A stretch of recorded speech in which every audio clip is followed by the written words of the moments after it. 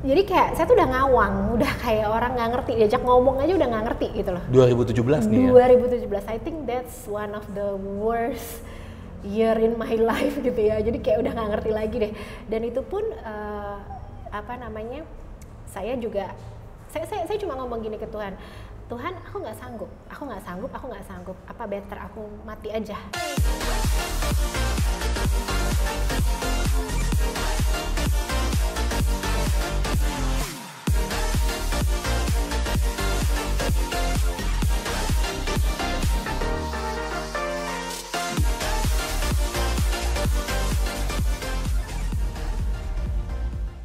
Halo sahabat miliarder, hari ini saya bisa dapat kesempatan untuk ngobrol dengan Sis Nilam Sari. Halo Sis. Halo, seneng banget diundang, makasih. Ini masih dalam keadaan corona, tapi tadi kita udah tes swab dulu. Dalam arti kata udah jaga jarak juga dalam satu meter ini ya. Harusnya. Ada ya, saya kira ya. Makanya saya udah miring-miring ke samping sedikit. Tapi thank you banget loh Sis Nilam, ada waktunya. Makasih banyak udah diundang. Thank you. Nah, mungkin bisa kenalan dulu buat yang belum tahu siapa sih Sis Nilam? Oke, ya nama saya Nilam Sari, saya owner dan founder dari Kebab Turki Baba Raffi. Sebenarnya bisnis ini sudah sekitar 16 tahun ya, tapi we start the business pada saat itu tahun 2003 di Surabaya dan modalnya 4 juta rupiah ketika masih mahasiswa. Jadi dari satu gerobak kita kemudian jualan burger, tapi terus mulai kita berkembang, ada kebabnya juga pada saat itu. Nah kebabnya ini memang fenomenal, karena fenomenal akhirnya ya udah kita kasih namanya Kebab Turki Baba Raffi. Raffi itu nama anak saya. Oh right, yes. Oke. Okay. Dan kemudian banyak orang minta kan kemitraan. Setelah kemitraan kita juga banyak belajar tuh kan proses operation itu seperti apa gitu, SOP itu bagaimana, karena kan memang dari usaha mikro jadi usaha kecil tuh kan something ya, perlu sistem operation yang bagus gitu ya. Dan kita banyak belajar tuh sama konsultan seperti Coach Yudi. Jadi memang yang sebenarnya dalam bisnis tuh kita harus banyak belajar, itu saya agree banget.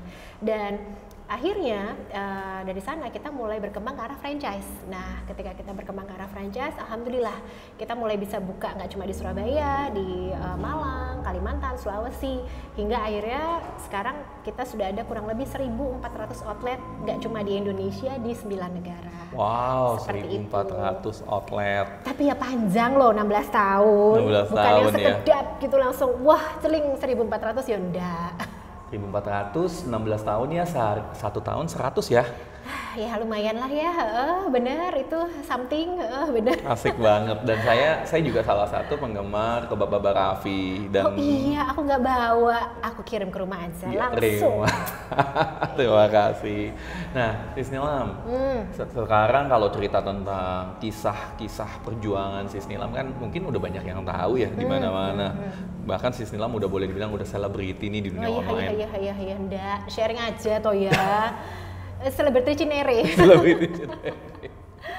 Nah, kalau kita bicara tentang perjuangan Sis Nilam di Baba Raffi itu sendiri, yang satu hal yang mungkin saya pengen tahu banget itu adalah gimana tuh struggle-nya. Karena kan saya dengar saya baca di koran, saya baca di majalah. Wah, bahwa tahu ya.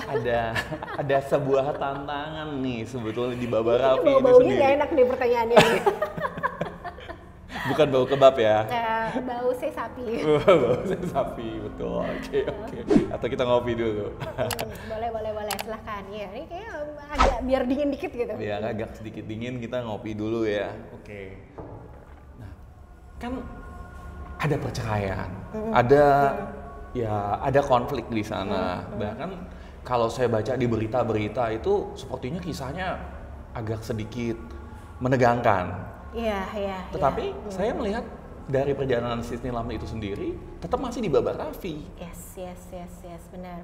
Nah, dari pengalaman saya sebagai seorang business coach, apa yang saya tahu tuh kalau berbisnis dengan partner yang nggak cocok aja itu kan sudah cukup menantang ya Sis ya. Nah kalau berbisnis dengan gimana ya? Mantan pasangan ya. Itu gimana tuh? Dan tapi saya kalau ngeliat dia gimana tuh? Dramanya ya. Aduh, ya tahu deh apa tuh. Tapi gimana tuh? Iya, jadi memang gimana ya ngomongnya? Mungkin in general juga ya saya bisa cerita sedikit gitu bahwa memang pasangan dalam bisnis itu kan pasangan siapapun ya, antara investor, entah itu ternyata juga pasangan hidup juga atau teman atau siapapun dalam bisnis itu kan itu udah kayak pernikahan ya sebenarnya ya. Betul. Apalagi ini pernikahan di dalam pernikahan lagi gitu. Wah, itu lebih complicated sih memang. Cuman ya bagaimanapun kita itu harus sadar dulu bahwa memang kita tuh dua manusia yang berbeda begitu ya. Dan ketika dipersatukan menjadi sebuah pernikahan dan menjadi sebuah bisnis, itu jadi kayak PR tambahan ekstra. Nah, dalam perjalanan bisnis pun kita kan sama-sama belum ada yang tahu nih bisnis tuh bakal jadi seperti apa, dan itu memang bisnis pertama kita juga gitu ya. Alhamdulillahnya rezeki itu Tuhan kasih gitu kan. Dalam usaha saya berbisnis pertama, dan itu langsung sukses gitu kan. Pertama. Bukan berarti nggak berdarah-darah ya, itu usaha saya pertama. Tapi itu kayak apa ya, memang sebenarnya titik baliknya itu adalah kalau orang mungkin sering gagal, kita memutuskan untuk tidak mau gagal, mungkin bedanya itu. Jadi apapun dilakukan karena memang tujuannya adalah untuk bisnis sama untuk keluarga, jadi kayak we put our heart into it gitu, more than usual mungkin ya, karena kita tahu kita hidup dari sana gitu kan. Nah, jadi bener-bener yang segala macem pagi siang sore, kalau ada 25 jam deh gitu kan ada juga tagline-nya 25 jam sehari ya. Beneran itu bener-bener emang kita taruh situ banget gitu. Nah, mungkin PR-nya adalah gitu ya, itulah dia, kalau yang namanya punya banyak uang itu adalah sebenarnya, atau kesuksesan ya, cobaan sebenarnya. Seperti tadi kita udah ngobrol ya, kalau nggak ada duit mah sepiring berdua gitu ya. Don't worry sayang, kamu masak nanti aku cuci piringnya, ibaratnya begitu. Tapi once kita punya banyak uang, kita dicoba dengan Allah dengan kesuksesan, memang itulah akhirnya yang menjadi titik poin di sana. Karena memang akhirnya kita mulai compare, kita mulai merasa kita yang aku kerja lebih gitu kan, aku punya porsi kerja yang membuat perusahaan ini lebih sukses tuh adalah porsiku gitu. Mungkin lebih keluar ego pribadi. Nah, itu akhirnya juga banyak yang memperburuk di dalamnya begitu ya. Tapi memang kembali lagi, partner ini kan kita tidak mungkin manusia yang sama ya. Saya punya kekuatan dan mungkin partner saya juga punya kekuatan di area yang lain. Nah, kalau memang pertanyaannya juga yang tadi sempat kita ngomong adalah gimana berpartner dengan orang yang kadang kita tahu kita nggak cocok gitu ya. Ya harus cocokin. Cocok-cocokin. Selama kita memang masih mau ya, kembali lagi dalam dunia ini kan kita masih mau atau enggak gitu kan. Ya itulah, tapi alhamdulillah ya mungkin karena tadi kembali lagi keluarga dan ada bisnis, akhirnya kita mikirnya lebih ya udah gimana caranya we have to work until ini jadi sesuatu atau sukses gitu kan. Dan ya udah, saya tahu bahwa saya memang kekuatannya adalah di operation, beliau memang kekuatannya adalah di mungkin network, link, marketing dan lain-lain ya. Itu oke. Yaudah kita sepakat daripada ribut terus nih kan, areanya kan suka bertumpuk ya, kalau udah yang namanya pasangan hidup kan bertumpuk ya. Yaudah dia harus di split out gitu, maksudnya yaudah ini areaku, ini areamu, kita harus respect satu sama lain gitu kan. Nah itu so far berjalan bagus. Amin. Ya so far berjalan bagus, sukses banget, alhamdulillah ya menurut saya ya, sukses ukuran saya gitu. Kembali lagi kita juga akhirnya bisa, kayak saya bilang tadi, kemitraan, dari kemitraan aja kita bisa go franchise, bahkan kita bisa buka dari Surabaya hingga kota lain. Bahkan tahun 2008 kita pindah ke Jakarta. Dan ketika di Jakarta itu kan kayak bener-bener anak kecil pergi ke ibu kota gitu kan. Waduh, kota Jakarta promising banget, keren banget, duitnya banyak. Tapi at the same of di waktu yang sama kita tuh bener-bener yang kayak harus gimana ya mau nggak mau kita pegangan tangan, mau nggak mau kan harus merapatkan barisan. Dan alhamdulillah kita juga bisa melewati itu gitu. Jadi benar-benar yang kita bisa berkembang hingga sampai keluar negeri. Nah titik pertama tuh saya inget banget, kita berhasil buka di Malaysia, terus diikuti dengan Filipina, terus diikuti dengan negara lain. Tuh kayak wow, bener-bener Tuhan, Allah tuh baik banget, Allah baik banget ya. Cuman memang akhirnya setelah ego itu muncul gitu ya,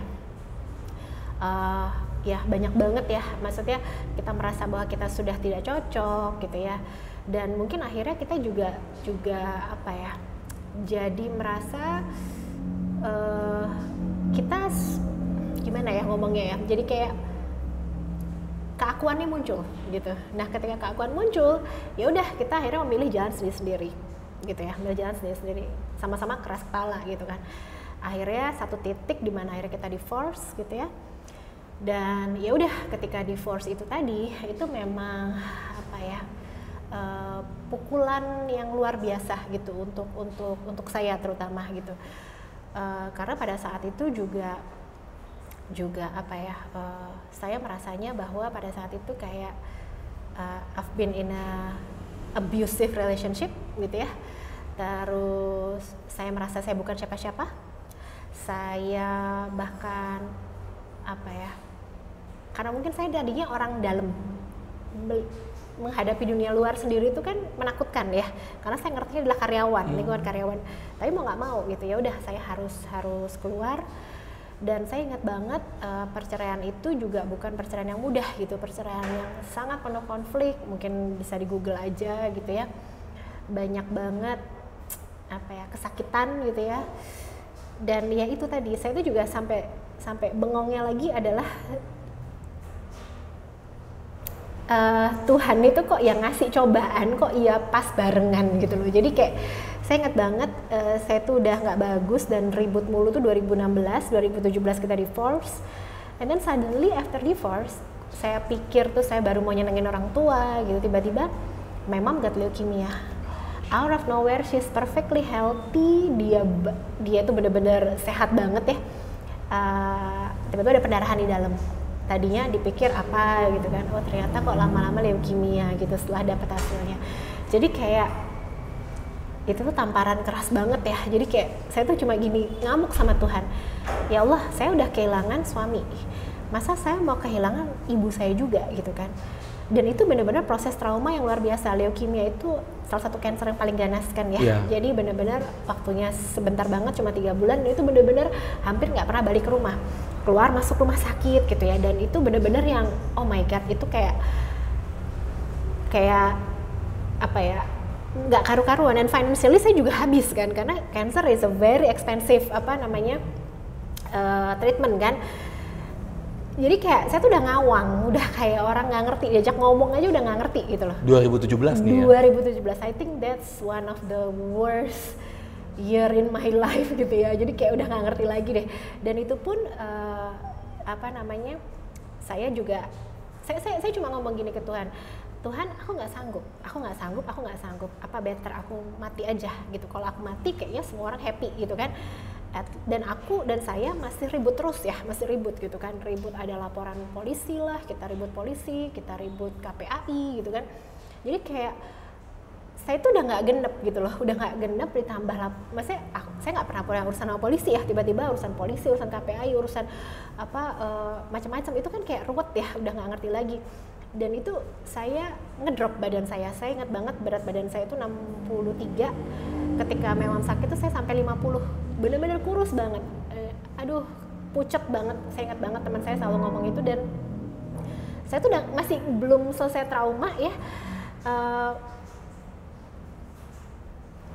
kayak tiba-tiba datang suami saya sekarang ya, waktu itu datang suami yang dia tuh nemenin saya. Jadi that's why maksudnya kadang bukan apa ya, saya mikir oke, saya udah nggak kuat dalam hidup, saya pengen mati aja, tapi ternyata Allah tuh selalu kasih pertolongan gitu ya. Dan do you know something, suami saya itu adalah orang yang dia mau nerima saya apa adanya ketika saya hancur. Bahkan saya ngomong ke dia kayak gini, saya bilang ya, kamu ngapain sama saya itu tidak tampak yang seperti di flyer, orang lihat kayaknya I'm nice, aku pinter, aku apa, enggak. Sekarang aku lagi hancur, dan kalau kamu sama aku, kamu akan anjlok ke dalam gitu kan. Dan aku udah gak ada sisa, sekarang aku udah habis gitu, kamu apa gitu. No, but he stay there with me dan nemenin saya ya. Di rumah sakit aja dia benar-benar yang nemenin saya gitu kan. Benar-benar yang kayak dia ngurusin ibu gitu ya. Cuman saya tuh mikir gini, ya Allah, kamu kasih saya cobaan, nggak karu-karuan, tapi kok kamu masih ngasih saya pertolongan ya. Jadi ya udah, saya nggak bisa ngapa-ngapain ya. Saya cuman yang kayak jalani aja, mau ngapain lagi, nggak ada pilihan kan. Kadang ketika ada percobaan tuh kita nggak harus ngelakuin apa-apa kan, kita ya hanya mengikuti aja dan menjalani ya, nggak tahu sampai kapan, jalani aja. Dan habis dana my mom got died ya tahun 2017 juga, cuma 3 bulan, Juni dia meninggal. Dan itu udah di tahun yang ya Allah itu bener-bener yang cobaannya luar biasa ya. My mom died, besoknya saya kuburin, besoknya saya pun harus ke kantor. Karena habis saya cerai itu kan memang ada gono gini we agreed bahwa saya dapat yang Jakarta, dia dapat yang Surabaya. Dan karena kantor Jakarta terlalu besar, kan kantor pusat ya, mau nggak mau kalau emang areanya udah dikecilin, nggak perlu karyawan sebanyak itu dong ya kan. Nah akhirnya saya harus cut off itu karyawan, ada 350 orang. Itu benar-benar yang saya minum obat penenang dari psikiater, nggak bisa ketawa, nggak bisa seneng, nggak bisa sedih, nggak bisa nangis, datar aja mukanya. And do you know what? Saya pernah ya di titik yang saya kecewa banget. Bagi saya karyawan itu adalah segalanya ya. Saya selalu utamakan apapun itu. Kalau saya pergi kemana, saya akan lebih mikirin belain ngasih oleh-oleh ke mereka ya. Ya ini kan kita belajar dari hidup ya. Ada kekecewaan, ada apa. Tapi yang saya bengong adalah ketika saya turun dari mobil, dan itu di sehari setelah my mom got died ya, karyawan itu di depan kantor, saya turun, mereka nyorakin saya, gitu, karena gaji mereka belum dibayar.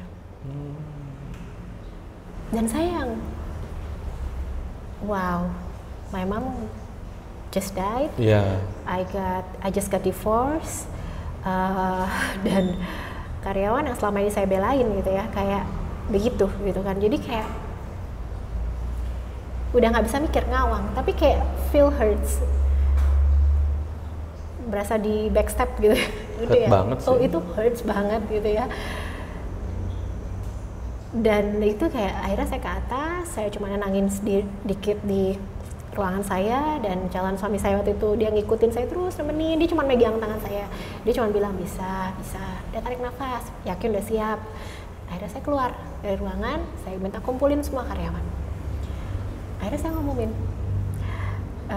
ya kita akan melakukan PHK karena memang ya tahu sendiri saya pisah dengan partner, jadi kantor kita Jakarta hanya akan begini, akan ada pengurangan 350 orang. Dan itu mereka semua dari tadinya marah, ngerasa kayak nggak dibayar, telat bayar tuh mereka nggak terima, mereka langsung nangis semua. Saya bilang PHK-nya nanti akan diumumkan oleh HRD, nangis semua.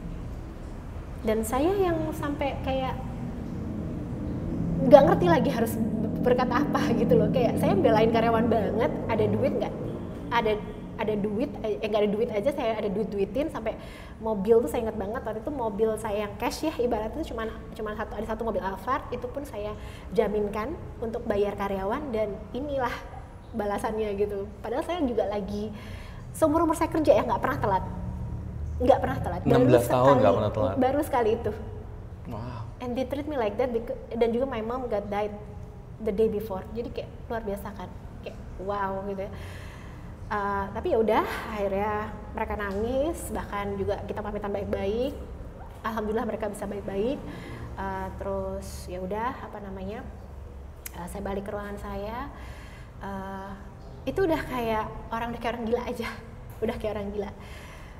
Udah nggak ngerti lagi maksudnya harus bagaimana dan apa dulu yang diselesaikan. Dan juga ternyata selama saya tinggal itu banyak banget utang-utang kantor gitu ya. Namanya kita lagi ribut, pasti kan company lagi dalam keadaan jelek ya, utang lagi banyak, kartu kredit saya juga lagi banyak karena memang dari rumah sakit ya, itu bener-bener yang ratusan juta lah gitu. Jadi bener-bener yang, dan saya tidak berpisah dengan baik, itu juga lawyer yang dari sisi sana juga terus nge-push gitu kan. Jadi kayak lawyer saya sendiri pun nge-push, jadi kayak saya udah yang nggak ngerti lagi harus gimana. Saya udah yang aduh kalau bisa mati, kelar, mending mati deh gitu, udah beneran saya ngomong gitu. Sampai di titik yang akhirnya gitu, saya hidup tuh benar-benar cuma satu gitu ya, gara-gara suami saya sekarang. Itu benar-benar yang dia tiap hari ya itu nemenin saya, dan itu saya sampai nggak berani tidur di kamar, saya tidur di sofa. Ya jam 9 pagi itu pasti saya bangun dan itu teriak-teriak kayak orang gila. Karena saya udah ketakutan, buka HP, ada tagihan, buka HP diteror orang. Terus buka HP apa kan selalu banyak banget ya, dan itu saya banyak banget disulah sama orang. Saya karena ya itu nggak bisa bayar, nggak bisa ini gitu kan, bahkan sampai ada ambon datang ke kantor gitu kan. Saya cuma yang kayak wow gitu ya. Supplier pun yang mereka juga besar bersama kita gitu ya, itu begitu tahu kita nggak ada duit dan tahu saya bermasalah, itu langsung balik badan loh, bisa yang kayak ngirim ambon gitu kan. Saya bilang, your company growing, you know why? Because aku ngambil di kamu, and you know what? Dulu company udah mau mati, dan saya juga yang bukan maksudnya mau mengungkit-ungkit, bukan, tapi kayak kok gitu banget sih gitu. Kamu tahu aku lagi susah dan aku bukan nggak bayar ya, 16 tahun pun aku juga tidak punya rekor yang ngemplang gitu kan. Jadi kayak bener-bener yang semua orang langsung turn their back and against you gitu, ya luar biasa gitu kan. Wow gitu. Saya sampai yang nggak ngerti lagi, udah kayak orang gila deh. Itu bener-bener ya, saya tiap pagi teriak-teriak kayak orang gila. Dan saya punya temen tuh namanya Hira ya, dia baik banget. Dia tuh tiap pagi kerjaannya adalah ngangkat telepon saya, mau ditinggal mandi, mau ditinggal apa, dinyalain aja. Karena saya tuh udah kayak kaset rusak, cerita terus ketakutan saya, udah kayak nggak karu-karuan, udah kayak orang gila. Dan cuman itu doang kali yang bisa buat saya waras ya. Dan saya dan suami saya selalu ngomong, kamu nggak perlu nyelesain apapun Nilam, tapi kadang ketika kita menjalani hidup, coba jalani aja. Ada masanya dalam hidup kita tuh punya cobaan. Kalau emang dibilang Allah belum selesai, ya belum selesai. Kamu mau teriak, kamu mau protes, kok cobaanku gede banget begini-begini. Kenyataannya ya emang semua orang harus menjalani gitu, mau apa? Ya tapi kan coba orang itu biasanya divorce aja, company bangkrut aja. Dikhianati aja gitu kan, enggak yang semua bersamaan dan polisi dan KPI dan whatever jadi satu. Itu aku gila kali, gue juga nggak sanggup gitu, udah ngamuk banget, marah sama Tuhan, marah bapak saya aja berusaha comfort me gitu ya, after my mom died, I know he's hurt, tapi kayak kan kita marah sama semua orang ya, aku juga marah sama bapakku. Aku bilang, jangan berani ya ngomong apapun ke aku karena kamu nggak tahu apa yang aku rasain. Marah ke semua orang, marah. Tapi itu omongan suami aja yang saya dengerin, beneran cuma itu doang, karena dia bener-bener genuine, dia bener-bener tulus, dia bener-bener ngurusin saya di ngajiin sebelum tidur, dia bener-bener taking care of me, makan apa, bahkan saya masih sering ngasih seminar kan, karena saya udah kayak orang gila gitu ya, ngasih seminar keluar kota gitu kan, itu mungkin bisa bantu untuk melepas stres dan agak mengalihkan. Dia ngikutin saya terus kemana-mana. Wow. Untungnya dia emang di bidang IT, jadi bisa kerja dari manapun. Dia ngikutin saya just to make sure that I'm okay. Sampai begitunya he sacrifice ya, after my mom died ya. Tapi saya juga diajari dia juga, dia ngomongin gini, kamu tahu nggak? Kamu melihat masalah, kamu fokus sama masalah, tapi Allah tuh juga kasih kamu banyak hal. Dan saya baru sadar, iya, Allah kasih saya banyak hal. Contohnya gini. Ketika mama saya sakit, saya justru dikirim sama Allah ke Amerika. Itu saya udah tanda tangannya sebelum memang sakit ya, dikirim ke Amerika. Dan itu ternyata memang dipertemukan dengan perempuan-perempuan yang sudah paruh baya, yang mereka semua lagi di persimpangan dalam hidupnya. Itu semua CEO gede. Dan saya di-matchkan dengan salah satu mentor di National Food Association, namanya Don Sweeney. Dia CEO National Restaurant Association, salah satu perempuan berpengaruh ya, CEO paling tertinggi yang perempuan ya di Amerika. Dan itu saya ngikutin dia selama 2 minggu, mentoring one on one, dan dia pernah ngalamin leukemia, kakaknya atau adiknya saya lupa.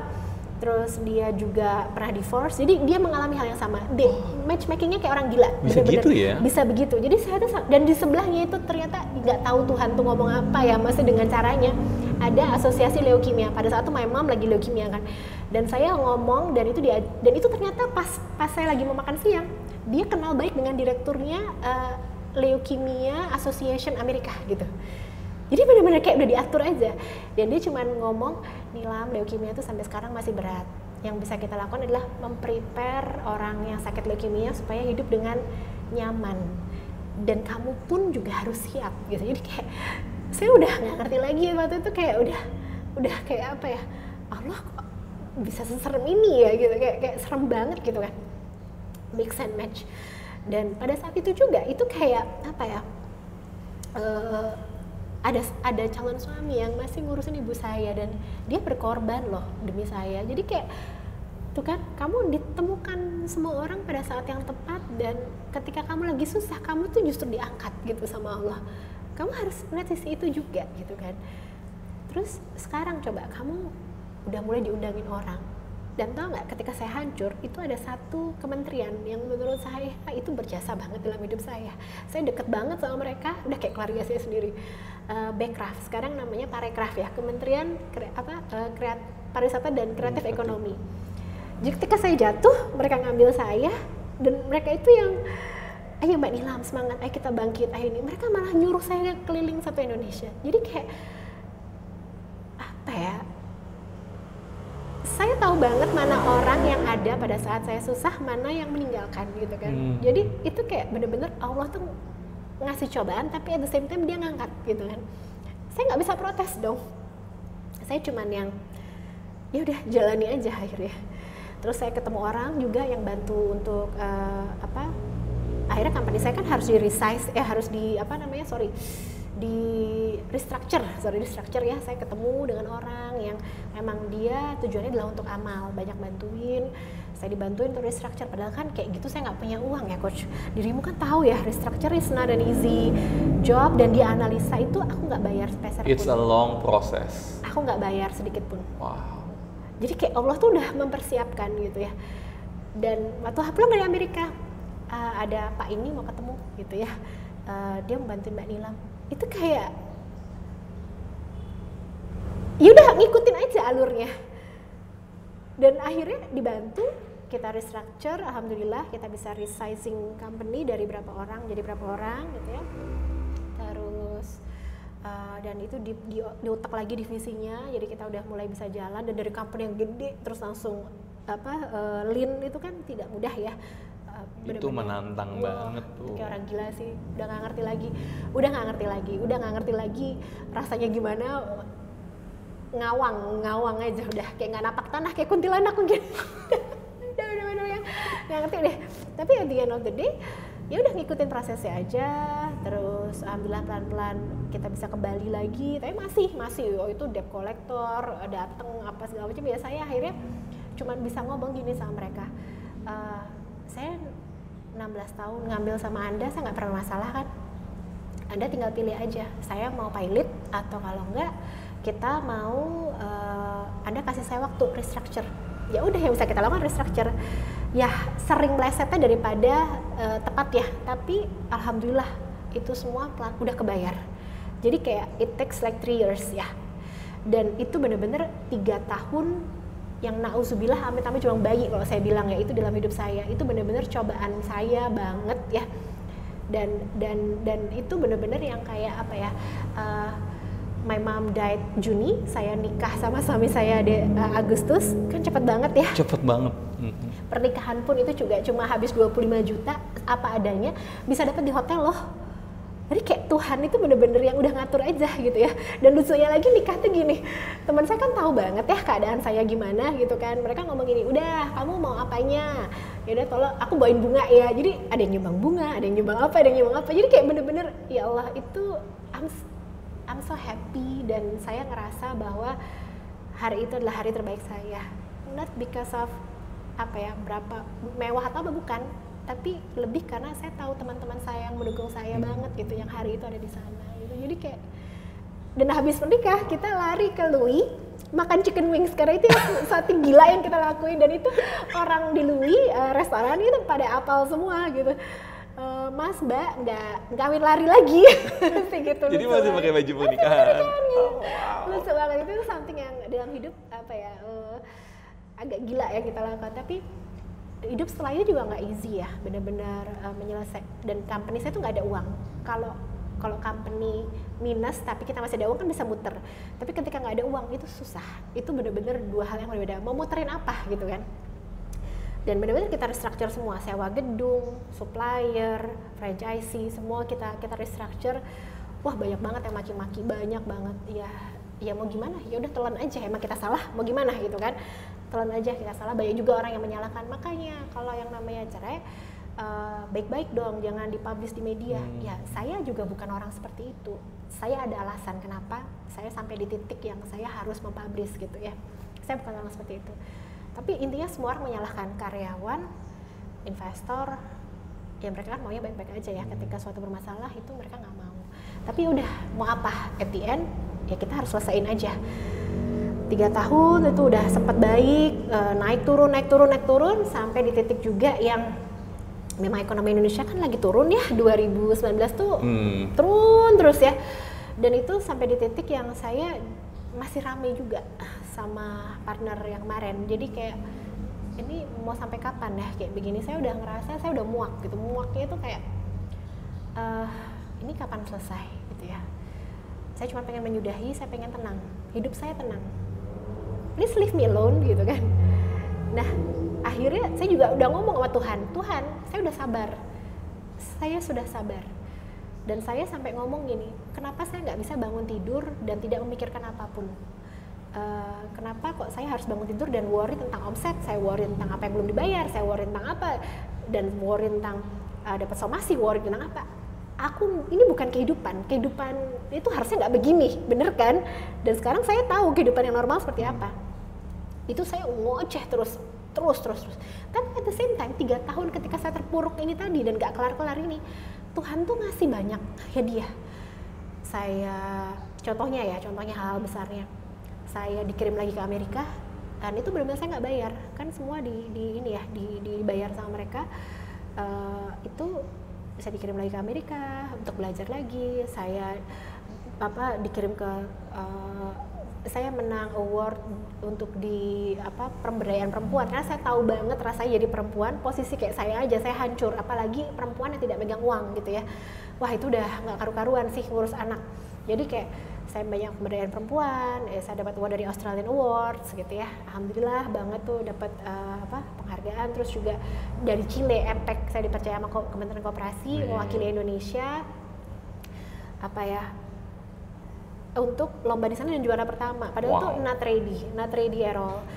Dan kalau Anda tahu ya, pada saat itu tuh saya nggak tidur. Kenapa? Karena ATM saya masuk, saya nggak pegang uang, cuma $200, harus bertahan. Dan suami saya harus ngirimin lewat Western Union. Dan malamnya ketika saya baru mau tidur, kan sini pagi, tiba-tiba ada salah satu institusi lah datang ke kantor gerebek gitu kan. Intinya saya langsung yang udah nggak tidur. Beneran nggak tidur? Ya udah, nggak tidur. Ketika besoknya mau presentasi, tiba-tiba dong, iya Mbak Nilam, ini bukan presentasi, ini lomba. Lah, kok kemarin nggak dibilangin kalau lomba gitu kan? Dan kalau lihat waktu saya presentasi ada fotonya, saya pakai jaket karena I don't feel healthy. Pada saat itu kurang tidur, nggak enak, dingin banget, udah nggak karu-karu, saya pakai jaket aja.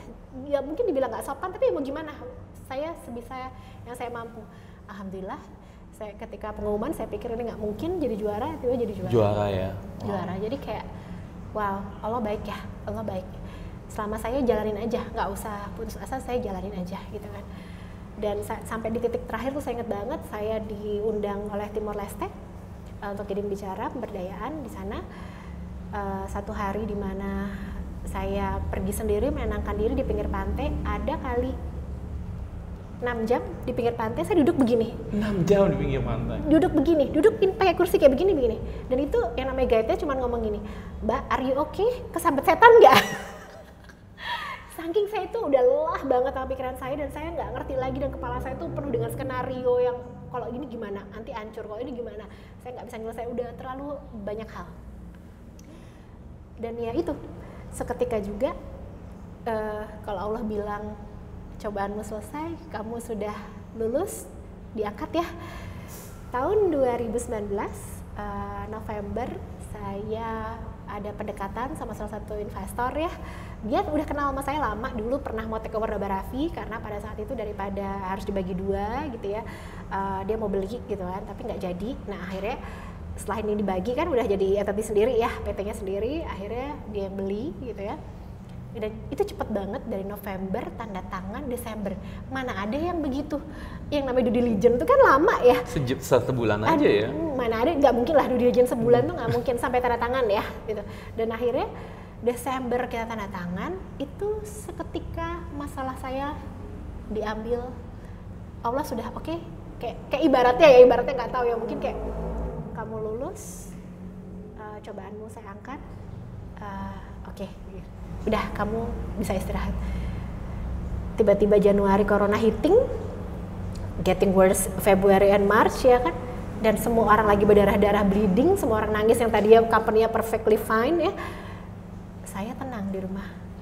Yang saya lihat begitu, jalan-jalan melulu malah sekarang. Saya kayak orang gila itu, saking capeknya dengan kehidupan ya 3 tahun. Percaya nggak? Saya tuh benar-benar yang cuma di kamar, kamar mandi, dan saya kayak udah room service aja. WA mbaknya, mbak kirimin makan, mbak ini, mbak itu. Beneran serius. 1 bulan? 1 bulan saya nggak keluar kamar. Beneran nggak keluar kamar, dan itu baru bulan kedua saya mulai turun ke bawah. Biasanya anak-anak yang ke kamar saya. Itu kayak capek, akut, capek dengan kehidupan, capek banget, capek. Jadi boleh dibilang tahun 2017 sampai 2019 mungkin titik terendah Sis Nilam ya? Itu mah udah kayak orang gila, beneran. Everyone, kayak backstabbing me gitu ya, karyawan, Teman juga? Teman, semua teman. Sampai saya mikir kayak gini, apa aku yang manusia yang error ya? Kok kayaknya semua orang gini sama aku? Mungkin aku manusia yang buruk ya? Mungkin aku emang berhak untuk dibeginikan ya? Saya sampai menjudge diri saya begitu. Saya sampai ngerasa, oke, mungkin aku emang orang yang buruk sebegitunya, makanya semua orang tuh jahatin saya. Mungkin I deserve that gitu. Saking errornya. Jadi kayak I don't trust anyone, dan saya benar-benar limit banget teman saya limit banget ya. Saya ada satu temen yang sehari saya teleponnya bisa 20 kali. Namanya Mbak Indi, dia di Malaysia ya. Lucu banget, saya telepon dia itu udah kayak kaset rusak juga sama. Dia dengerin keluhan saya, every time, dan saya tuh bisa yang ketakutan. Kalau saya nggak bisa telepon sama orang, saya ketakutan sendiri. Kan goyang banget ya. Itu adalah salah satu orang yang berjasa. Dan saya benar-benar ngelimitasi banget, dan saya milih orang banget. I trust no one. Saya punya masalah trust issue karena semua orang backstabbing saya. Wow. Itu udah nggak ngerti lagi jati diri Nilam tuh siapa sih gitu. Dan saya terus takut untuk ngecewain orang. Jadi contohnya setiap saya sama Backcraft, saya akan selalu tanya, apa ada yang kurang? Apa saya jelek? Maaf ya saya gini. Mereka sampai yang Mbak Nilam, kenapa sih Mbak Nilam kok rendah diri banget gitu? Ya karena saya merasa saya nggak layak. Saya kok at the same time di backstab banyak orang gitu ya. Saya sampai merasa apakah memang saya tuh nggak pinter, bahkan sorry ya saya lumayan lah ya gitu, tapi saya tuh sampai mikir dulu tuh, oh mungkin aku tuh jelek banget, even lebih jelek daripada yang jelek gitu.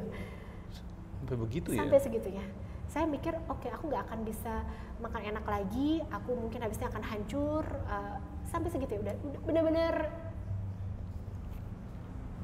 Jadi dari sisi finansial sebetulnya mungkin Baba Raffi juga sempat punya banyak utang kali. Oh iya, karena memang waktu itu mecah kantor, terus at the same time ya ribut terus, pasti situasi negatif dan akhirnya jadi nggak sehat gitu. Kayak gitu. Kalau dari Mama sendiri, sebelum Mama pass away, ada message tertentu nggak sih yang menguatkan Nilam? Mama itu ngomong, pokoknya selalu kayak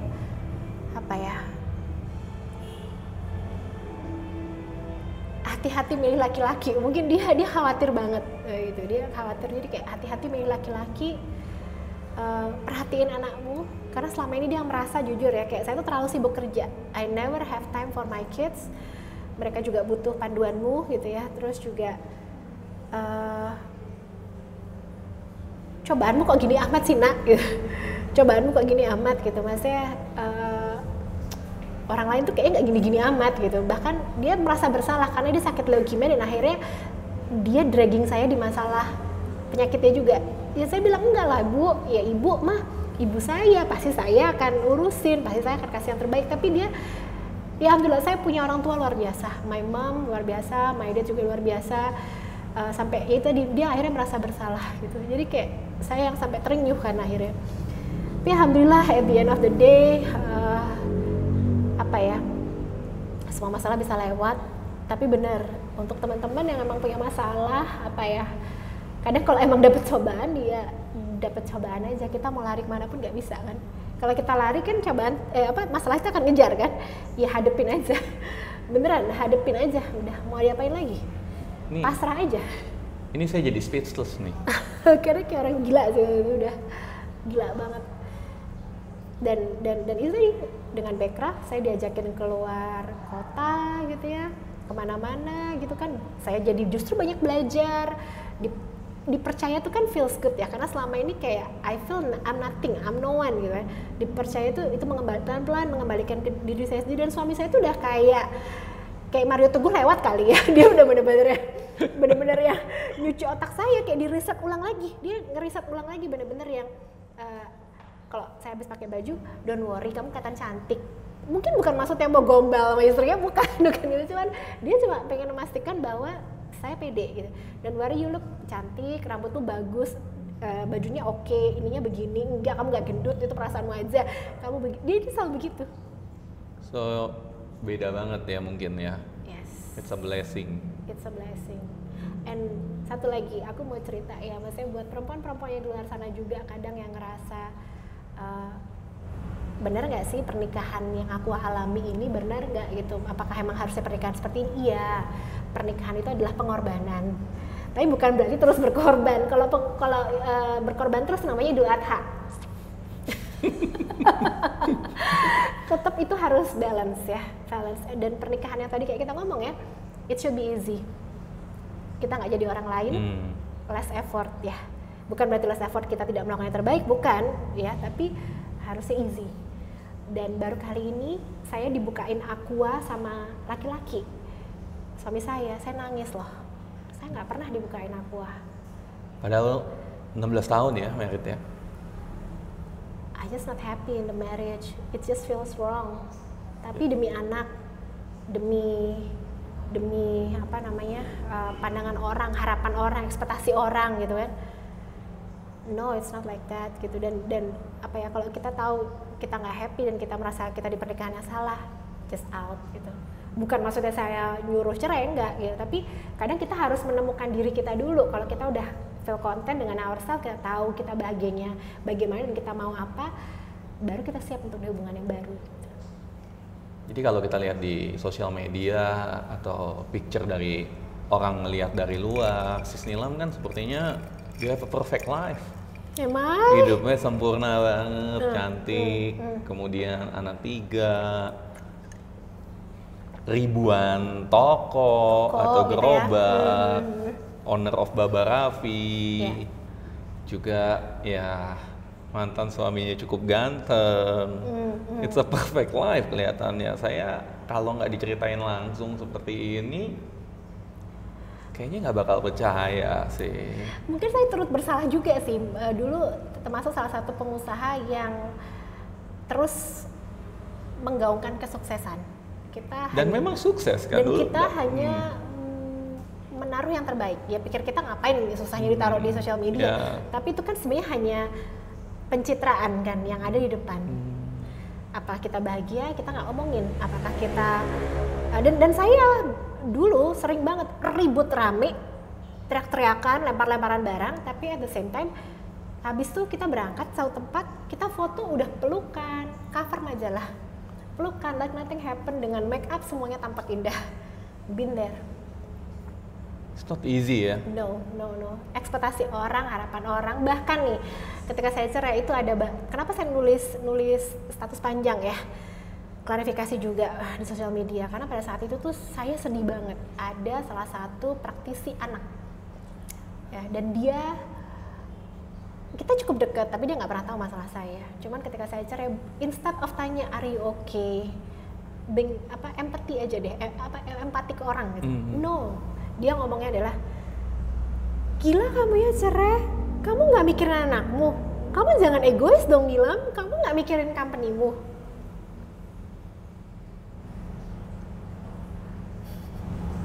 She doesn't know your position kan. Dia kan nggak ngalamin jalan hidup lu. Enggak. Ya emang dia beruntung, suaminya luar biasa, suaminya baik. Itu yang aku tahu ya.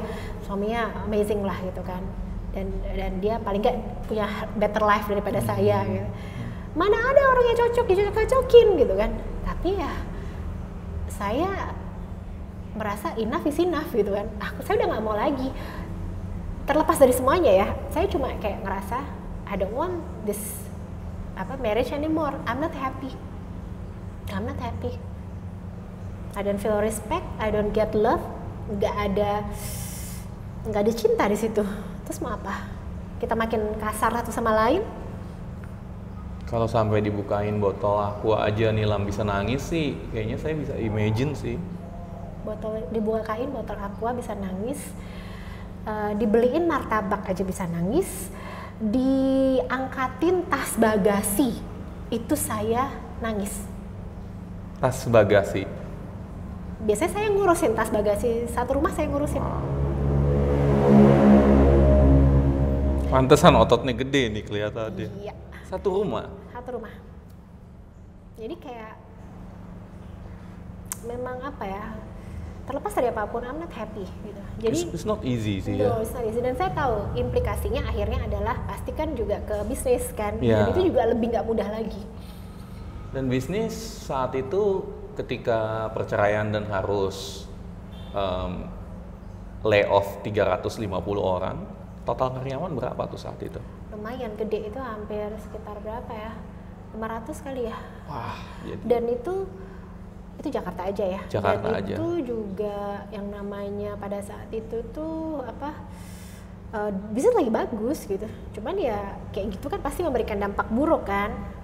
Dan investor nggak suka gitu, franchise kita nyalahin saya semua. Intinya perempuan speak up itu salah. They don't even want to know karena ya bagi mereka ya tahu bisnis is bisnis gitu. Tapi ya nggak bisa gitu juga. Kamu minta saya berkorban, saya nggak bisa gitu kan. Ya I have enough gitu kan. Bye, enough is enough. Bye for yang pencitraan yang mereka harapkan. Udah. Tapi ada juga loh supplier yang baik dan itu masih kita pakai sampai sekarang, baik banget. Dari awal Laba Raffi sampai itu dia ngerti banget. Dia sampai ngomong gini, saya ngerti kok Bu, lagi dalam keadaan susah. Udah gini aja, yang penting Ibu gak usah bayar semua, bayar aja supaya saya bisa beliin kertasnya, saya bisa nutup biaya cetaknya. Udah itu. Saya ingat banget tuh, baik banget. Ada juga beberapa franchise yang baik luar biasa juga. Ya intinya saya tahu mana yang bisa dijadikan friends for life, mana yang enggak. Karyawan pun sama. Jadi ada pelajaran juga ya di balik setiap tantangan. Ketika kita kaya, kita famous, kita punya jabatan, semua orang akan mendekat, pasti. Kita sampai nggak tahu lagi, saking kinclong-kinclongnya berkilau hidup kita udah nggak ngerti lagi mana yang benar-benar oke atau enggak. Kita nggak ngerti. Dan satu lagi mungkin ya, yang buat saya sedih juga. As a women entrepreneur, itu kan jadi tema kita. Betul. Women entrepreneur adalah masih gini. Sebenarnya kalau kita ngomong ya, menjadi entrepreneur di Indonesia itu perempuan ya, itu sebenarnya udah lebih bagus daripada negara lain kalau kita compare ya. Even negara yang maju aja kayak Jepang atau Taiwan atau Singapura itu punya masalah dengan UMKM yang kemudian growing big, terus mereka nikah itu biasanya mereka harus tutup bisnisnya karena nggak mungkin mereka bagi waktu ngurus anak dengan itu kan. Di sana asisten rumah tangga tuh mahal ya. Anak 3 ya sis ya? 3. Wow. Nah itu, dan apa ya, kalau di Indonesia kita bisa dengan gampang cari driver, tenaga kerja pun juga nggak mahal, pembantu juga nggak mahal ya, asisten rumah tangga gitu kan. Tapi masih banyak stereotip negatif gitu tentang perempuan, masih merendahkan juga kadang. Contohnya begini, kadang yang membuat stereotip negatif itu bukan cowok, tapi wanita. Justru wanita itu sendiri. Banyak banget ya teman saya gitu, kayak misalkan sukses nih gitu kan, dia akan selalu ada yang ngomong gini, ya dia sukses kan karena dia kan kliennya bapak-bapak gitu kan, selalu begitu gitu kadang-kadang. Atau kalau enggak ya dia kan menang cantik aja, makanya orang siapa sih nggak mau dia bening gitu kan, kadang kayak gitu. Atau kalau enggak juga kadang-kadang banyak banget, saya tuh malah sedih kemarin saya habis dari Food Startup Indonesia, banyak banget lihat pasangan yang bisnis bareng. Terus saya tanya, dia selalu ngomong saya foundernya cowok dan istri saya sebagai co-founder, and then I ask, waktu kalian mulai bareng gitu atau suami dulu yang mulai baru istrinya gitu kan, istrinya join gitu kan. Terus dia bilang enggak, saya saya yang sama istri bareng bangunnya gitu. Cuman karena istri saya masih sambil ngurusin rumah apa, jadi dia jadi co-founder gitu. Bukan begitu terminologinya. Founder adalah yang ngebangun. Kalau kalian berdua yang ngebangun ya jadi founder aja dua-duanya. Kenapa harus jadi co-founder gitu kan? Kok nggak pede banget gitu kan? Dan ya kalau emang yang founder itu mau 10 juga boleh, nggak masalah gitu kan. Ya emang founder nggak harus satu gitu kan. Ya kalau emang Anda berdua yang buat ya founder aja dua-duanya. Kenapa kok harus nggak pede? Perempuan harus jadi co-founder. Been there, I've been there. Dan sekarang saya nggak mau nyebut co-founder, orang saya yang bangun juga, enak aja idenya juga dari saya bilang gitu kan. Nah itu dia, kadang perempuan juga masih begitu. Terus juga kadang kita dikritisi, ya dia kan sibuk kerja tapi anaknya keleleran kemana-mana, dia mana tahu yang namanya PR-nya anaknya apa. Lah emangnya saya harus tahu ya PR anak? Emang suami tahu PR-nya anak apa? Enggak juga kan? Iya kan? Bener kan? Betul. Itu sesuatu yang seksis gitu menurut saya ya, nggak pada tempatnya gitu, aneh banget gitu. Nah itu, jadi kayak saya pernah diguyonin tapi saya marah, saya bilang nggak pada tempatnya ya. Bukan berarti kamu tahu PR anak itu apa terus kamu jadikan ibu yang baik, enggak loh, aku bilang gitu. Belum tentu kamu juga lebih baik daripada saya kan orangnya juga, saya berani ngomong tipe orangnya ya. Saya kemana-mana juga cari uang, memastikan keluarga saya bisa ngebul dapur gitu, bukan berarti, dan saya memberikan manfaat tuh banyak orang. Kamu lihat berapa banyak karyawan yang saya hidupin gitu kan. Bukan berarti saya nggak tahu PR anak saya ibu yang buruk. Hati-hati ya kalau ngomong, saya nggak suka digituin. Karena masing-masing orang itu punya role masing-masing. Sedangkan itu titik wise-nya. Sedangkan Sis Nilam kan memang role-nya sebagai wanita entrepreneur dan juga founder dari Baba Raffi. Mungkin kalau memang full time housewife, ya perlu mengetahui hal seperti itu. Mungkin seperti itu ya Sis ya. Dan saya emang alpha female dari kecil. Saya ketua kelas, saya ketua pramuka, ketua baris, saya emang gitu terus dari dulu gitu kan. I know I'm a alpha female, dan nggak mungkin dong alpha female disuruh jadi ibu rumah tangga yang nggak bakal bisa. Saya juga stres gila gitu, suami saya juga gila kali ya, nggak bisa gitu kan. Emang kita punya role, benar role masing-masing. Apa yang buat kita happy kan, setuju. Ya. Tapi bagaimana tuh caranya bisa bangkit tuh Sis? Karena kalau saya mendengar itu berat banget, karena permasalahannya itu bukan hanya satu dimensi ya, bukan hanya perusahaan aja, bukan hanya percintaan aja atau hubungan keluarga, tetapi ini menyangkut dari udah multidimensi lah, udah campur aduk lah, dan sudah pasti kan dari keluarga masing-masing, dari teman, belum lagi ada investor, itu kan, wah suara-suaranya itu, wow. Banyak banget ya, pengadilan lah, polisi, jangan lupa KPAI, belum apa lagi. teman aduh gak karu-karuan deh, udah gak ngerti ya itu gila sih, itu gila. Bangkit ya, apa sih sebenarnya bangkit tuh apa sih? Terminologi bangkit tuh apa? Setidaknya kalau buat saya itu bangkit berada dalam di mana tadinya di dalam sebuah titik rendah, akhirnya kembali ke situasi di mana situasi itu sudah Anda merasa bahwa Anda sudah cukup nyaman. Terminologinya itu ya. Atau setidaknya ya kita bisa ngelihat head to head lah. Iya. Titiknya adalah ketika sudah bisa accept. Menerima. Accept itu gak gampang. Gak gampang loh. Enggak gampang. I keep yelling to God, I keep swearing, I keep ngamuk. Saya bahkan ngancem Tuhan. Oh ya kan kita semua melewati proses ya. Sampai di titik yang saya bisa nerima. How? Udah ke pojok, nggak ada duit, besok sudah pasti due date. Bukan cuma due date masalah uang aja ya, banyak hal. Kepala udah ngebul, udah nggak bisa, mau dipaksa mikir juga nggak bisa. Ya udah pasrah aja. Pasrah. Besok mau dihabisin orang, ya udah habisin deh gitu. Dan keajaiban datang. Every time. Wow. Saya baru ngerti apa makna dari omongan suami, kita itu nggak harus melakukan apapun. Yang kita lakukan adalah kita harus menjalani.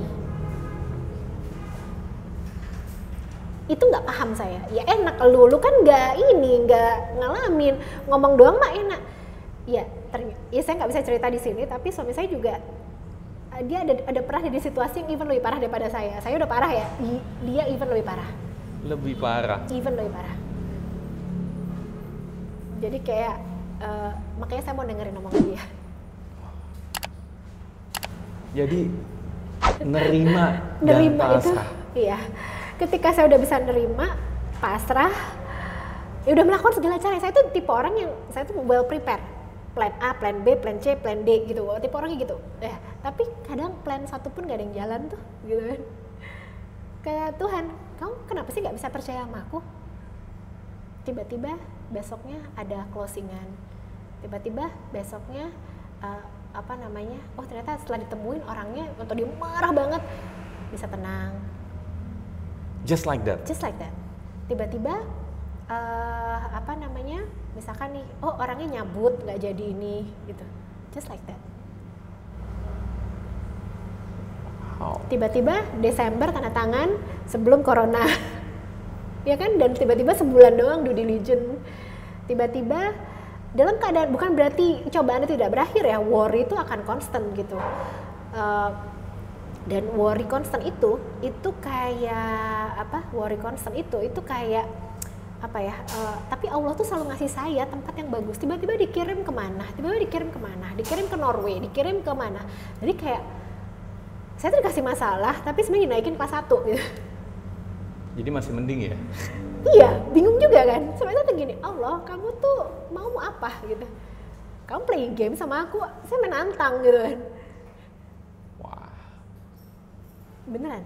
Tapi ketika kita udah accept, loh kok beneran, itu tiba-tiba ada jalan keluar, tiba-tiba ada ini. Jadi kayak kadang tuh sampai yang, wow, iya, aku meragukanmu ya Allah, aku meragukanmu selama ini. Aku bener-bener meragukanmu. Dan suami saya selalu setiap ada masalah baru kan saya panik lagi. Dia sampai ngomong, berapa kali sih kamu lolos dari lubang jarum? Bisa kan? Titik terakhir pasti ada bisa lolos kan? Masih bisa hidup kan sampai sekarang? Masih bisa nafas kan? Bisa. Iya juga ya. Itu mananya dulu yang mau dikerjain. Mau cari duit, bayar utang, mau running company, sunya, polisi, ributnya. Mananya dulu, sayanya juga mental breakdown. Bangkit itu benar-benar dari setelah accept, saya akhirnya ya udah jalanin aja semua masalah, satu-satu selesai. Tapi bukan berarti nggak kelar ya, terus selalu ada yang baru kan. Sampai di titik yang saya cuma mikir gini, iya sih, beneran manusia itu cuma hanya harus menjalani ujian itu dengan baik, jangan sampai salah langkah. Dan setelah itu keajaiban muncul. Allah bilang ibaratnya, oke, cobaanmu udah kelar, aku angkat ya, dah, kamu bisa nafas dulu ya, karena hidup itu kan pasti banyak cobaan ya. Ada lagi ya, biasanya. Cuma saya nego sama Tuhan lah, ya Allah, kalau ngasih cobaan, ya jangan yang berat-berat, oh iya ya Allah, deh yang lucu-lucu aja ya, sudah. Aduh, itu dah. Ada perjalanan spiritual atau sesuatu yang dilakukan nggak sih? Perjalanan spiritual. Atau mungkin spiritual dalam arti kata di diri sendiri gitu. Seperti meditasi atau melakukan hal-hal tertentu. Iya, saya banyak belajar meditasi ya. Tapi saya juga belum punya cukup waktu. To be honest, sekarang body memory saya itu masih penuh dengan trauma kan. Ada ingatan tubuh ya, ketika trauma itu kan pasti akan di-keep ya dalam tubuh ya. Itu saya tahu itu belum sepenuhnya recover, saya masih harus mencari jalan keluar untuk itu karena itu memang harus disembuhkan. Tapi ada satu saya pernah datang ke teman yang kebetulan dia senang meditasi, dia bagus gitu kan. Dan saya tuh dulu ada satu titik di mana saya tuh penuh amarah semua. Dan dia bilang gini, Nilam, kayaknya kok kamu tuh masih penuh amarah banget ya. Nggak bisa kayak sekarang. Kok sekarang mah ngomong udah tenang gitu. Dulu tuh penuh amarah dan capek. Orang tuh kalau dengerin saya mungkin capek kali ya, annoyed ya. Kata dia, kayak kamu banyak amarah di dirimu, tapi kamu nggak bisa ngelepasin. Nah dari sana akhirnya dibantu untuk ngelepasin. Itu cuman kayak diajak ngomong, suruh meditasi tenang gitu ya. Saya pikir itu cuma setengah jam loh. 3,5 jam ternyata. Itu saya full nangis kayak orang gila. Wah. Itu bener-bener habis itu saya tenang. Bener itu bener-bener saya tenang setelah itu. Bisa ngomong tenang, nadanya enak gitu ya, dan nggak ngegas terus gitu. Terus dari sana saya mulai belajar meditasi. Saya mulai belajar juga kayak apa sih sebenarnya yang perlu sama apa yang kemauan kita sama yang kita butuhkan. Dulu saya mau dapat semua. Saya kan orangnya very kompetitif ya. Saya mau dapat semua. Tapi sekarang mana yang saya perlukan itu yang akan saya kejar. Bisa berubah begitu ya? Iya, bukan yang saya mau. Ya itulah Tuhan tuh kayaknya ngasih banyak pelajaran. Dan saya nggak perlu kok hidup yang glamor banget, saya dapat suami yang luar biasa, itu yang saya butuhkan, saya tenang, dibukain aku aja udah senyum-senyum nggak jelas gitu kan, udah happy banget itu. Nah saya juga nggak perlu juga, saya pernah ngomong sama Tuhan, saya nggak perlu kok hidup yang glamor banget dan harus yang everything first class gitu kan, tapi dalam perjalanan Tuhan kayaknya boleh juga sih, bukan berarti nolak ya gitu, boleh juga, tapi saya juga harus in a smart way gitu, maksudnya nggak mau bisnis yang kayak kalau dulu kan padat karya, padat modal gitu ya, dan mungkin makin bertambahnya usia kita mau cari bisnis yang lebih smart gitu ya. Nah ini tunggu ke depannya. Kita sekarang kan everything goes online ya, mudah-mudahan ini nanti akan segera bisa di launching, nanti saya diundang ya. Pasti. Nah itu jadi pengen yang lebih kayak bisa kerja dari mana aja dan yang marginnya lebih gede gitu. Jadi ada kemungkinan bulan Maret ya Sis ya, kita ngobrol lagi ya. Oke. Jadi kita harus pelajarannya banyak banget, dan saya keep my circle small. Kalau dulu saya mungkin kesepian dari dalam, jadi saya attract semua orang datang ke hidup saya nggak tahu mana yang baik, mana yang buruk, mana yang palsu, mana yang enggak, saya nggak ngerti semua. Saya pokoknya saya traktir, saya happy, saya selalu memuaskan orang, saya selalu membuat orang lain senang. Etian buat apa gitu kan. Sekarang saya tahu benar-benar 180 derajat ya berubah ya. 3 tahun ini. 3 tahun ini. Karena terakhir kali saya ketemu Sis Nilam itu kira-kira 2 tahun yang lalu ya mungkin ya. Atau tahun lalu kayaknya masih stres loh saya ngelihatnya lo. Ngawang ya. Kayak nggak nampak tanah ya, itu stres. Kayak ketemu tapi kayak ngambang gitu. Iya. Itu saya habis ketemu Pak Anton. Betul. Dan dia itu kan emang orangnya agak indigo ya, beliau ya. Dia kayak agak ini, dia banyak kasih saya ini, dan dia tuh ya salah satu orang yang berjasa banget adalah Pak Anton, karena pada saat saya jatuh pun Pak Anton yang selalu dia ngomong gitu. Dan ketika saya mau divorce dia juga ngomong, Nilam sudah lepasin aja, kalau kamu nggak lepas kamu akan hancur gitu kan, kamu akan berat, hidupmu berat banget kata dia, kamu lepas aja. Tapi saya nggak ngikutin, tapi dia ngomong, tapi kalau kamu pegang itu nggak akan mudah ya, either kamu gila atau kamu sukses, kayak apa bisa lewat gitu kan. Tapi kalau kamu bisa lewat, kamu akan jadi orang yang berbeda. Dia bisa ngomong begitu. Jadi hidup itu jangan terlalu dipegang keras juga ya. Dan itu pelajaran yang didapat. Nah kalau buat para entrepreneur wanita, gimana sih Sis? Sis kan udah banyak ngalamin nih sebagai entrepreneur wanita. Saya sendiri sih nggak pernah jadi wanita, jadi nggak tahu. Menurut saya sih, kalau perempuan, ya kita harus mandiri. Maaf ya, harus berdiri di kaki kita sendiri. Kenapa? Karena kita nggak pernah tahu, bukannya apa. Bukan masalah divorce, bukan masalah apa, bukan. Tapi lebih kayak, misalkan tiba-tiba corona seperti ini, suami tiba-tiba kan kerjaan hilang atau apa, kita masih bisa jadi penopang kaki satunya. Itu banyak loh. Banyak banget ya sekarang ya. Banyak. Dan itu kejadian kan, gitu. Dan perempuan itu paling nggak megang uang sendiri, bukannya apa, it feels good. Kalau kita ngerasa kita mampu dan berdaya, kita juga akan memberikan contoh ke anak kita, ya kan? Dan itu contoh yang bagus menurut saya, seperti itu. Terus juga kalau entrepreneur wanita menurut saya ya, zaman sekarang mah lebih mudah gitu ya. Laki sama perempuan udah lebih balance sekarang ya. Tinggal ya itu tadi, bagaimana caranya kita bisa membalance dan jangan maunya diutamakan terus gitu kan. Kita kan ngomong fair, persaingan yang fair gitu. Ya udah ya, Anda juga harus fair. Jangan mintanya perempuan dimengerti terus, nggak bisa juga. Itu mah rumah tangga, bukan bisnis ya. Kalau bisnis kita juga harus sama-sama tough, bahkan kalau perlu kita buktikan diri kita 2 kali kerja lebih keras gitu. Dan sekarang juga banyak banget loh beasiswa untuk perempuan, ya banyak. kan? Banyak banget pendanaan untuk pengusaha perempuan itu juga banyak banget tuh. Kalau mau diakses ya grant gitu kan. Nah itu saya rasa bisa sangat membantu. Tapi kalau sebagai saya perempuan, kelebihannya itu adalah karena perempuan itu kan kita lebih gampang bersosialisasi sama orang, ya bisa masuk kemana aja. Jadi saya rasa itu advantage gitu ya. Terus yang kedua kita multitasking. Kucing punya 9 nyawa, perempuan punya 9 tangan, ya kan? Jadi kayak kita bisa ngerjain apa aja gitu kan. Terus ketiga juga kalau kita menemukan the right community atau teman yang tepat, kita akan bisa berkembang pesat. Nggak bisa kalau kita sebagai pengusaha perempuan kita berkumpulnya sama ibu rumah tangga atau mungkin yang cuman kerjanya pegawai gitu ya. Kita harus juga nemuin yang perempuan yang emang berbisnis, karena kalau kita berbisnis lingkungannya tepat, nah itu bisa jadi support yang kita jadi akan lebih ke support lagi seperti itu. Karena justru itu tadi kayak saya bilang banyak banget pengkritik itu bukan dari laki-laki, justru banyaknya adalah sayangnya sesama perempuan. Jadi be nice to others ya, be nice to others. Kadang orang itu kita nggak pernah tahu kenapa orang itu bisa keras atau gimana. Kadang memang karena dia lagi mengalami masalah dalam hidupnya. Just be nice to others. Nah banyak pengusaha wanita tuh pada nggak pede. Kenapa nggak pede? Ya ini yang saya banyak dapetin sih, nggak pede untuk bisa berbisnis, nggak pede untuk bisa mandiri dan melakukan sendiri di luar suami dan hal-hal seperti itu. Nah kalau dari Sisnilam sendiri ada masukan nggak? Stereotip kali ya mungkin ya, banyak juga stereotip perempuan di rumah aja, perempuan ngurus ini ngapain sekolah tinggi-tinggi.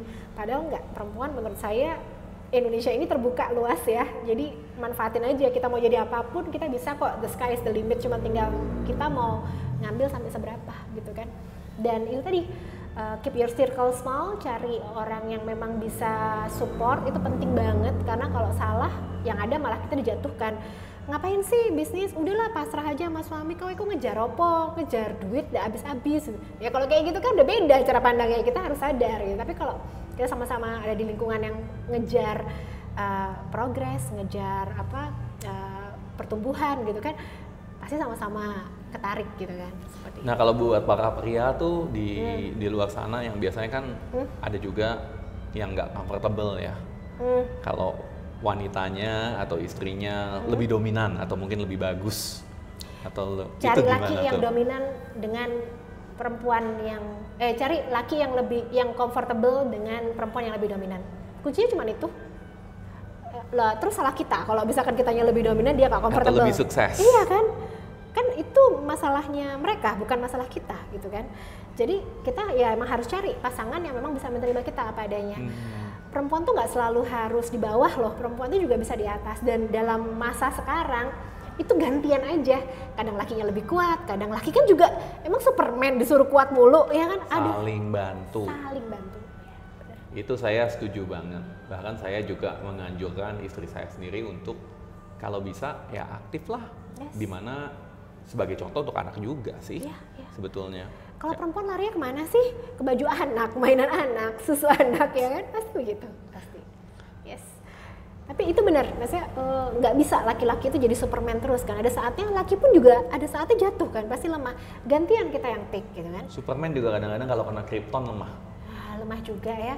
Mungkin itu tagihan BCA, tagihan apa gitu. Mungkin pusing ya. Aduh ini bayarnya gimana gitu kan. Nah kan kalau dua pemasukan kan lebih jejak ya. Lebih setidaknya kita bisa saling bantu lah kiri kanan, terutama di dalam masa-masa sulit ya seperti pandemi seperti ini ya Sis ya. Dan jangan sesuaikan dirimu bagi para perempuan untuk bisa diterima oleh laki-laki yang tidak menerimamu apa adanya gitu kan. Wah ini kayaknya curcol ini. Iya.